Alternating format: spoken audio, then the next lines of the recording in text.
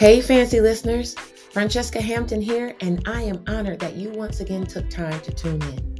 And as always, I'm committed to sharing content that will make you glad you did.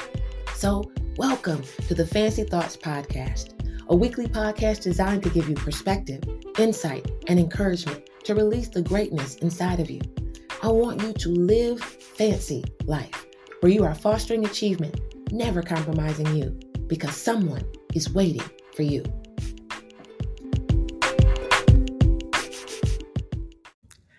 Before we get into this week's episode, let's just remind ourselves of what we talked about last week. So last week we talked about self-sabotage and making sure that we're not consciously or unconsciously having a mindset that actually works against us to accomplishing our goals. And we also talked about change requires growth and growth requires change. I'm really excited about what we have for this week's Fancy Thoughts. And just a reminder, some have asked me, where can I see or hear last year's Fancy Thoughts? As many of you know, if you've been following us along, Fancy Thoughts actually started last year, and it was on social media as videos on Facebook, Instagram, and YouTube. So if you're interested in listening to any of those 21 episodes, I've included a link in this week's show notes to my YouTube channel where you can check them out. So without further ado, let's get into this week's Fancy Thought. Our first fancy thought is self-confidence versus imposter syndrome. Now, many times self-confidence gets a bad rap because it gets looped into arrogance or boastfulness or cockiness, right? But self-confidence is truly just believing in yourself. And as we're talking about releasing the greatness in you, it is extremely important that you are confident in who you are and what you have to offer. Offer in business, offer in relationships, offer even to yourself. Collins Dictionary states that if you have self-confidence, you behave confidently because you feel sure of your abilities or value.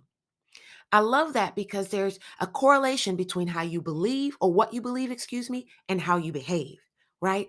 When you are confident and walking in self-confidence, you act differently. You behave differently because you feel sure of your abilities or value. It doesn't mean that you are perfect in everything that you do. It doesn't mean that you've arrived and you don't need to still keep learning and growing and improving. It means you're just sure of what you can do, what you bring to the table, what you are capable of. Collins also defines confident as sure of oneself, having no uncertainty about one's own abilities, correctness, or successfulness. Stepping out into greatness, releasing the greatness on the inside of you, requires that you have no uncertainty about your own abilities, about your ability to be successful. Again, it's not saying that you're not still learning and growing. It means you are aware of who you are and what you're able to do. As we say at the end of each of these podcasts, you are well able, fully capable, and properly equipped to accomplish everything you were created for. So the biggest thing is to make sure you're doing what you were created for, because in that is everything that you need to be able to be successful.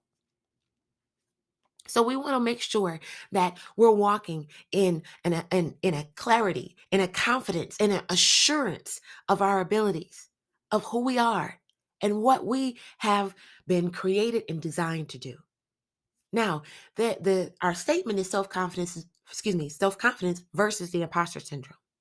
Verywellmind.com says that the imposter syndrome refers to an internal experience of believing that you are not as competent as others believe or perceive you to be. And I don't know about you, but I, even my own self, have dealt with imposter syndrome. And the reality is that imposter syndrome is a concept or perception that you have created of your own, right? We talked a lot about self-sabotage last week, right? And imposter syndrome lines right up with that concept. It's an internal experience of believing, right? What you believe, how you believe determines how you respond, right? Perception is truth to you. You perceive something to be true, you operate as though it is. And so when you believe that you are not as competent as others perceive you to be, you cannot walk in confidence or assurance of your own abilities and successfulness. Many times, we may have been placed in a situation and we're learning and we're not, we haven't fully grasped the concept or fully grasped all of the intricacies of a particular task or a particular role or position. And so we can walk in thinking that others are going to realize we're not as good as they thought we are, or others are going to think that we're a fraud or that we made it up, or they're going to one day see us for who we really are. Well, good. Let them see you for who you really are, because who you really are is great. Who you really are is able, capable, and competent to accomplish the things that have been set before you, that you step into them knowing that you are great. You have greatness on the inside of you. And every opportunity, every experience, every challenge has the ability to hone and um and form that greatness to come out and impact others. So we want to make sure that we're walking in a certainty of our own abilities. And we want to change our mindset to not allow or to, what is a better way to say it? To not sabotage ourselves with the idea that others won't see us for who we truly are. Or when they do see us for who we truly are, they'll be disappointed, or they'll be that we'll be found out. The reality is that you're great. And don't let anything or anyone else tell you otherwise. Our next fancy thought is challenging a familiar phrase or concept called Jack of all trades, master of none. And I want to challenge it with the concept of master of one, jack of many, or jack of none. And, forgive the play on the words, but hopefully by the end of this, you'll get an idea of what we're actually trying to accomplish. Now, Wikipedia states that jack of all trades, master of none is a figure of speech used in reference to a person who has dabbled in many skills rather than gaining experience or expertise, by focusing on one. Right. And so what it means is that you have a person who dabbles a little bit of this, a little bit of that, a little bit of this, a little bit of that, but there's not one area that they are a SME or a subject matter expert in, because there's no one area where they truly focus in on. Now, I do want to state that the original phrase was a jack of all trades is a master of none, but oftentimes better than a master of one. That's the original quote. And it was actually intended to be a compliment, right? Meaning that a person that has their hands and expertise, in lots of many things versus just one thing is sometimes better than a person who only has expertise in one area. And although in some ways that's very true, but when we're talking about releasing greatness on the inside of us, when we're talking about recognizing that someone is waiting for you, they're not waiting for you to be able to do everything. They're waiting for you to be able to do the thing that you were created to do. And that's what it means about being a master of one, jack of many.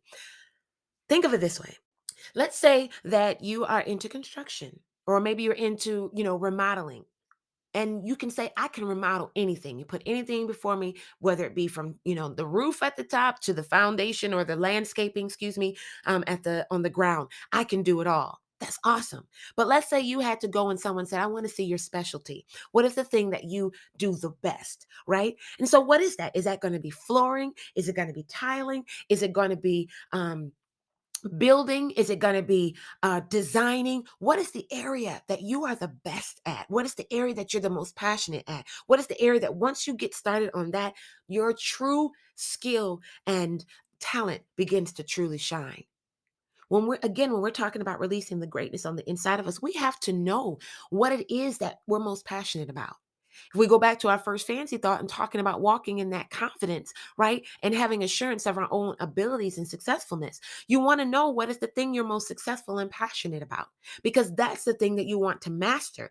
And then you want the jack of all, if you will, to be branches or accents to that mastery or to the thing that you master. For example, also, let's say I'm a vocalist, right? And so I say, I can do any genre. I can do country. This is not me. I'm just saying, because I cannot do all of these things. But say you want to be able to do country, you want to be able to do pop, you want to be able to do gospel, you want to be able to do jazz, classical, opera, right? And so you spend time focusing a little bit on each of those different areas. But when it comes down to and somebody calls on you and says, I heard that you're a vocalist and I would like to invite you to, my event. What type of genre do you specialize in? You say, well, I do them all. Okay, that's great. But what's the one you're most passionate about? You want to lead with that. So, I focus in as a jazz singer, but I can do any genre. Why? Because truly, whether you realize it or not, your most authentic self is going to come out in the one that you're the most passionate about. And that needs to be the one that you master. So again, the goal that we're trying to get to with this particular thing of master of one and jack of many versus jack of all trades and master of none is that in order to release the greatness on the inside of you and be who you were truly created to be, you need to know and you need to focus in on that thing that you're the most passionate about, the thing that drives you more than anything else, and let all of the other things that you do be accents or branches out from that area of mastery. So, ladies and gentlemen, that brings us to the end of this week's Fantasy Thoughts, right? And as a reminder, we're just going to continue to walk in self-confidence, being assured of our own abilities and correctness, and not allow a perception or a mindset of what others think of us to walk us into imposter syndrome. We're going to walk in confidence, and we're going to focus in on the thing that we're the most passionate about. We will be a master of one and a jack of many. Thank you for joining us for the Fancy Thoughts podcast. I look forward to you tuning in again next week.